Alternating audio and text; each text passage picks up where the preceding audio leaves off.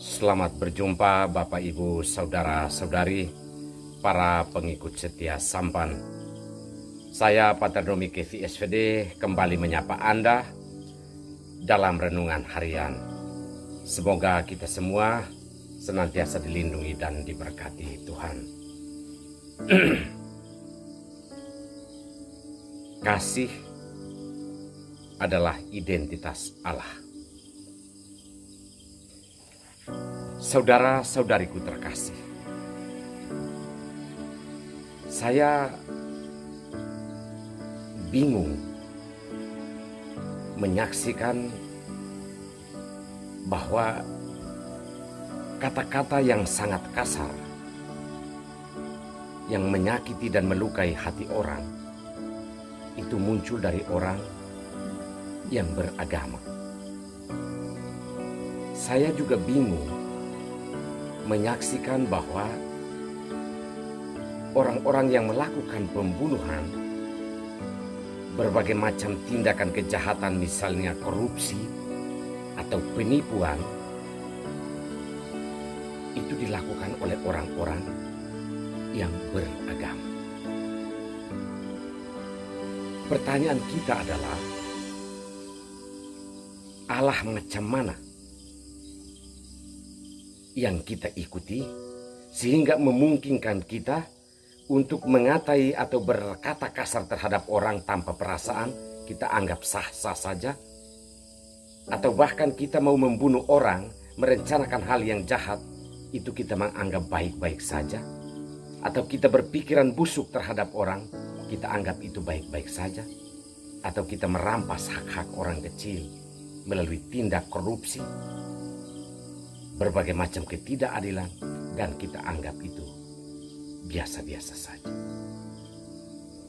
Ini pertanyaan besar dan refleksi yang sebenarnya boleh dikatakan sangat mencengangkan, karena kita di depan publik menepuk dada, membusungkan dada, mengatakan bahwa saya orang bertuhan, saya orang beralah, saya orang beriman, tetapi perilaku yang muncul sebagai produk orang beriman itu ternyata bertentangan dengan apa yang dikehendaki oleh Tuhan. Hari ini sabda Tuhan mengajak kita untuk merefleksikan satu hal, bahwa kasih itu adalah identitas Allah. Barang siapa yang mengasihi, itu artinya dia berasal dari Allah, atau ia lahir dari Allah, atau Allah tinggal di dalam hidupnya. Hanya itu saja. Itu ditekankan oleh bacaan pertama hari ini. Sebenarnya Yohanes dalam suratnya ini mau mengajak kita untuk mengenakan kasih sepanjang hidup.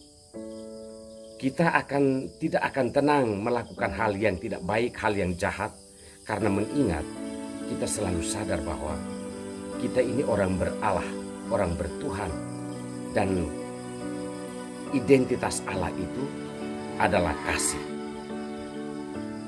Saudara-saudari terkasih, hari ini kita mendengar dalam bacaan Injil tentang keluarga kecil di Betania, Maria, Marta, dan Lazarus.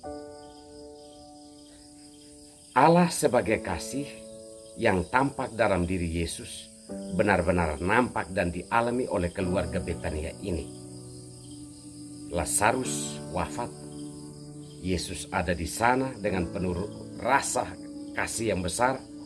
Lazarus dibangkitkan karena iman kedua saudarinya, dan terutama karena kasih Allah yang tampak dalam diri Yesus. Yesus adalah bukti bahwa Allah sangat mengasihi, bahwa identitas Allah adalah kasih. Dan itu ditunjukkan Yesus dengan keterlibatan dan keberpihakan dalam setiap pengalaman sulit yang kita alami, terutama yang dialami oleh keluarga Betania.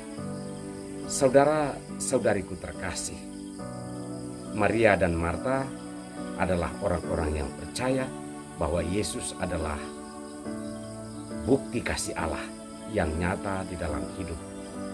Oleh karena itu, sabda Tuhan sebenarnya mengajak kita untuk tetap mempertanyakan diri kita sebagai orang beriman, orang berAlah, bahwa sebagai orang beriman atau orang bertuhan, seharusnya yang muncul dari hidup kita itu adalah kasih, memberikan harapan hidup, membangkitkan harapan orang yang telah mati dan terlibat dalam kedukanya untuk membawa harapan baru baginya. Kita mohonkan rahmat dan berkat Tuhan. Terima kasih Tuhan untuk firman-Mu hari ini. Kuatkanlah seluruh perjalanan hidup kami hari ini.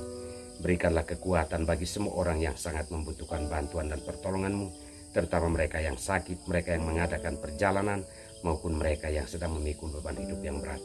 Berkatilah kami semua demi nama Bapa dan Putra dan Roh Kudus. Amin.